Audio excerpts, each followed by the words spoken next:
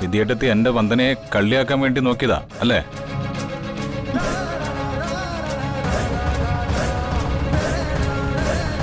ഇപ്പൊ ആരാ കള്ളിയായത്? വിദ്യേട്ടത്തി. കള്ളി.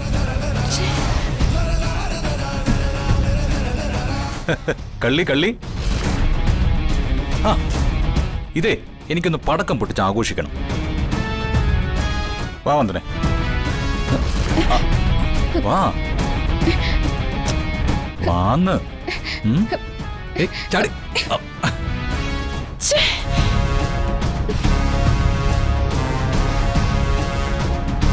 ശാപം പിടിച്ച ജന്മം, ജാതക ദോഷക്കാരി, കൂടെ കള്ളി എന്ന സ്ഥാനപ്പേര് കൂടെ കിട്ടിയനെ.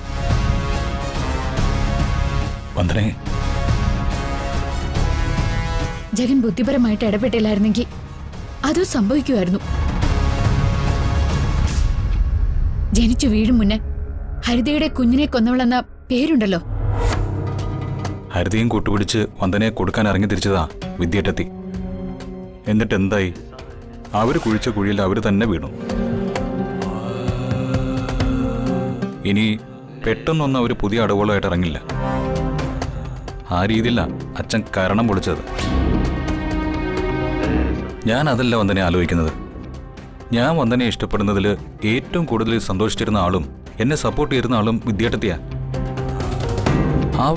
ആ വിദ്യേട്ടത്തിയുടെ പെട്ടെന്നുള്ളൊരു മാറ്റം എന്നെ അത്ഭുതപ്പെടുത്തുന്നു. ഇനി വിദ്യാർത്ഥിയുടെ സ്ഥാനം വന്ദന തട്ടിയെടുക്കുന്നുള്ള ഭയമായിരിക്കുമോ? ജഗ, ഒരിക്കലും ചെയ്യാത്ത കാര്യങ്ങള്, ഒന്നും ചിന്തിക്കുക പോലും ചെയ്യാത്ത കാര്യങ്ങള് നമ്മുടെ തലയിലേക്ക് അടിച്ചേൽപ്പിക്കുമ്പോ നമ്മൾ തളർന്നു പോവും. തളർച്ച വരാം, പക്ഷെ തകരരുത്. കിതപ്പ് മാറ്റി മുന്നോട്ട് പോണം. മനസ്സുകൊണ്ട് വന്ദന എന്നെ ഭർത്താവായിട്ട് അംഗീകരിച്ചിട്ടില്ലെന്ന് എനിക്കറിയാം. എന്നാലും നീ തളർന്നു വീഴാതെ നോക്കേണ്ടതും സംരക്ഷിക്കേണ്ടതും ഈ ഞാനാ. മരണം വരെയും നിന്റെ കൂടെ ഞാനുണ്ടാവും.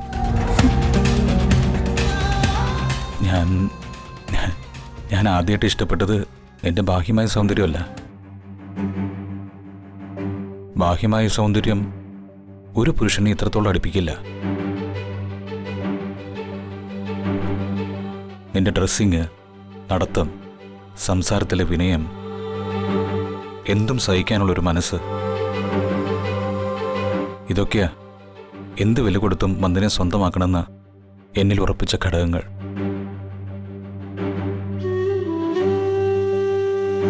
ആ വന്ദന തളർന്നു പോകരുത്.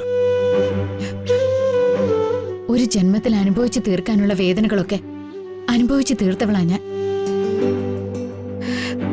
അതുകൊണ്ടിപ്പോ എനിക്ക് എന്തു സഹിക്കാനുള്ളൊരു മനസ്സുണ്ട്. കള്ളി എന്ന് പേര് വീഴാതെ ജഗൻ സഹായിച്ചതിന് ഒരുപാട് നന്ദിയുണ്ട്.